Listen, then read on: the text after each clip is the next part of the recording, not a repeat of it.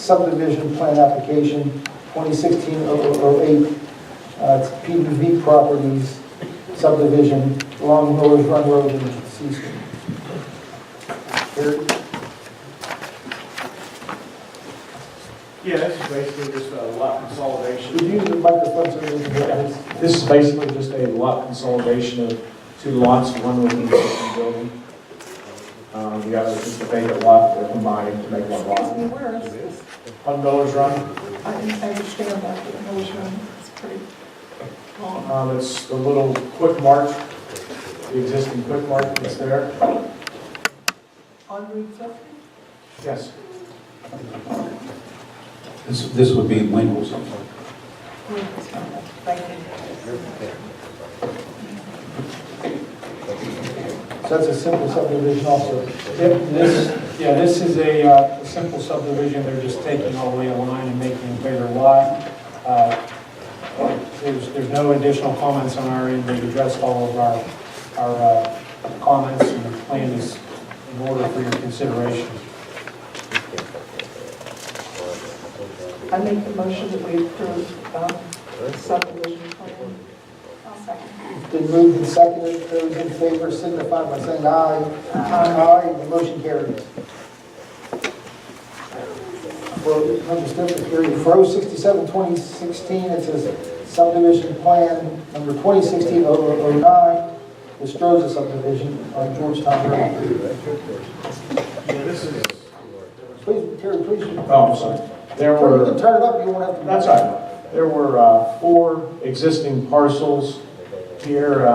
One had a house on where the property line actually went through the garage in the corner of the house, and then the other house to the rear. We've reconfigured it so that the house along Georgetown Baker Road is all confined within itself on a lot, and then the other house is the remainder of the properties. So basically just made that a conforming lot, that other one. Yes. Any questions? Yeah, did you We have a letter, March 31st. They've addressed all our comments. We have no additional comments. The plan is in order for your consideration. have a motion to approve? You addressed it as Georgetown Baker Road. Correct. Is it just Georgetown? Well, it depends on what you look at, what map you look at. The tax map and the deed say Georgetown Baker Road.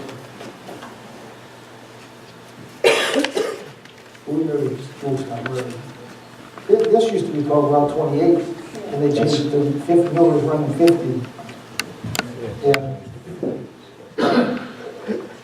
This is right. No, as long as it meets the requirements. Yeah, it says SR 1010, which is the state route designation. Right. So as long as that's on there, I think that's pretty clear to everybody that it's Georgetown Road. More information is always better than not enough. Is there a motion to approve?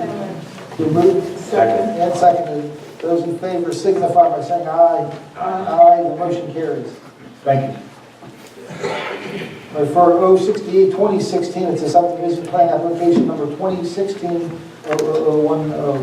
the Fatigetti Family Trust subdivision on Galati Road. Yeah, this is basically just a 10-acre lot out of a 160-acre farm. It's still simple subdivision. Right. So they provided the plan, we gave them comments, they've addressed all the comments, so as far as we're concerned, the plan is ready for your consideration. Any questions? Motion? It's been moved Second. and seconded. Those in favor signify by saying aye. Aye. Aye. The motion carries. Thank you. I'm ready to get back to the daycare. They're anxiously waiting. So for the daycare center, the requirement in terms of parking for 54, the plan has 54 spaces, 41 are required for the daycare.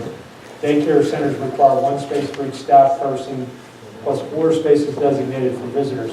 All that I interpret that to be is they need to mark 4 spaces for to have specifically for the daycare center that would be marked. I guess the intent of the ordinance was that the people, there's always going to be spaces designated if they come in for drop in and drop off. So I think you just need to designate 4 spaces. Yeah. Yeah, okay. The visitor parking, the floor, and the, I'm not Workers seeing on the the other revised side. plan, but that's fine. yeah, okay. Okay. So, John, make that motion.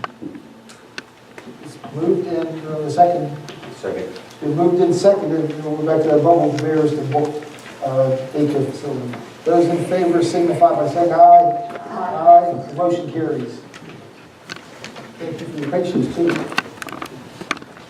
For our 069-2016, it's, was considered an award for that piece of township property located at the intersection of McConnell Road and Klinger Road. The potential buyers, Dennis and Maxine Burton, for a price of $3,000. If you're aware of one where Klinger Road attaches to McConnell Road, we had our paver last year, and swung that property to kind of make it more of a 90-degree turn, so to make it wider for people to be able to access Klinger Road. That left a little bit of the property that we acquired from Francis Recitar that we didn't need for the road. And it abuts this neighbor's property, so we gotten a price from, how did we arrive at that price? Chris and I discussed that in review of our appraisal value. Okay. Anyhow, they're the budding neighbors to the property. They're the only ones, it's a non-conforming piece of property, so it could only benefit them. So I guess they made that offer of $3,000. So is there intent to, I make a Make a motion, do we motion. accept that? we have a motion, is there a second? Is there a second to that motion? Okay, I'll second that motion. Those in favor signify by saying aye. Aye. Those opposed? Opposed? So it sounds like I heard 4 people speak, Frank. Yea or nay? Yeah. Carol, please record a vote as 3 yes and 2 nays. The motion carries. For 070-2016, it's we're setting a public hearing date to consider abandonment of a portion of Grudovich Road that was severed by construction of I-79 in the 1970s. If you're familiar with where Grudovich Road is now, it ends in a cul-de-sac. The state had done that whenever 79 went through. Grudovich actually used to run all the way over towards, Klinger and Anger, across where 79 is. So it got severed between 79 now and the new South Point Boulevard that extends to Morganza Road. There's a piece of no man's land up there that abuts Mr. Sluchek's property. So he had asked if the township would abandon that to him so he could use that property. We have to have a public hearing before we can abandon the property, so we're going to set a date for that. So this probably won't take long if we can do it before our next public meeting. There's nobody around there except Mr. Sluchek, so there's not going to be an issue. 6:30 probably. Yeah, we better do 6:30 because we might have something that comes up through the meeting that we have to start at 6. So we'll set the public hearing date for May 2nd at 6:30 p.m. That's right prior to our next regularly scheduled public meeting. All right, for 071-2016, we're proposing to hire Matt Kaufman and Nathan Bernardi as summer help for our parks at an hourly rate of $10 per hour. Is there a motion to that effect? So, We have a motion Second. and a second. Those in favor signify by saying aye. Aye. The motion carries. For 072-2016, it's we're approving and consenting to assignments that were requested of the township for approvals relating to the overlook at South Point, to the overlook at South Point LLC. Dan, they changed, Chris, I guess that's, you helped us with that. The ownership changed, and they're requesting any prior agreements we had with that developer that it be transferred to them officially. Exactly, yeah, we previously approved plans. Can you make sure, is your microphone on? I'm always on. Is your button pressed? Can you hear? He can't turn. I don't have one. Oh, okay.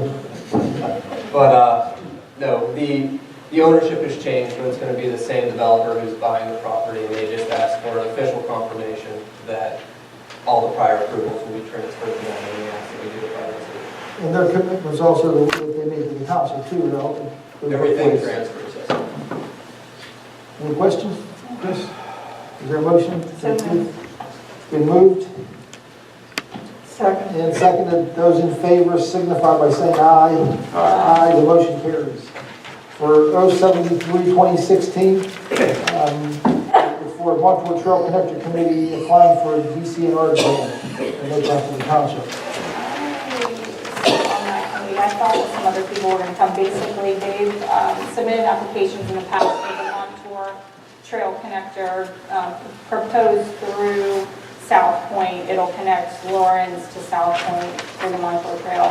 They've been working solely on grants in the township on their taxpayer dollars, and they are submitting a grant. Part of the grant requires that the Board of Supervisors, since we technically, the Cecil Township owns the land, approves the resolution that they know that grant is being applied to. So that's what that is.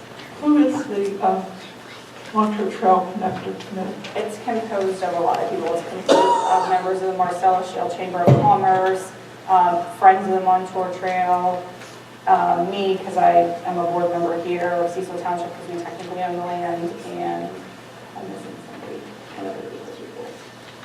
But it's like Dale Risker, Don Hoder, Dennis Bias.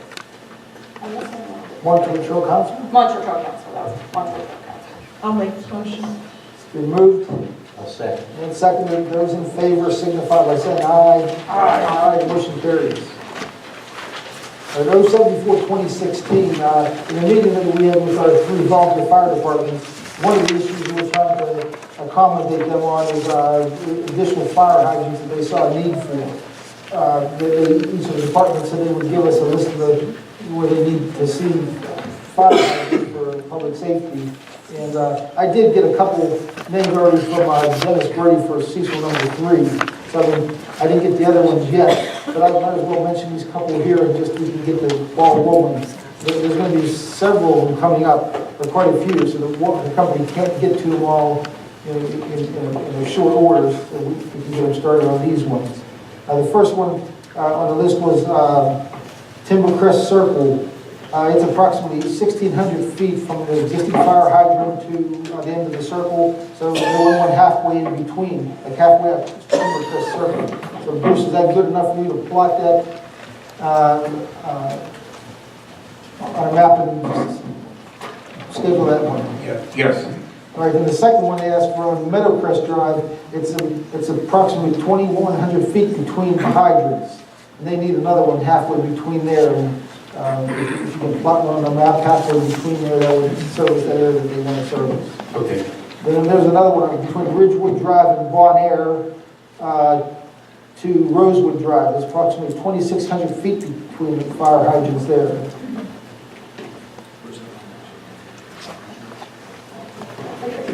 Well, I think he said that they had to have 2/3 of the way in that 2,600-foot span. So there's one down by, you know where Bon Air is, there's one at the intersection of Bon Air and Ridgewood, and the next one's all the way up to the top of Rosewood. Now there is one on Redwood, but that's not close enough for them to use for Ridgewood Drive. So if you can find 2 along there, 2/3 of the way between those 2 points, that's all they need. And you can run that by Dennis too, he'll probably know the exact spot that he's in mind. And then he asked for, on Miller's Run Road to Anthill in south,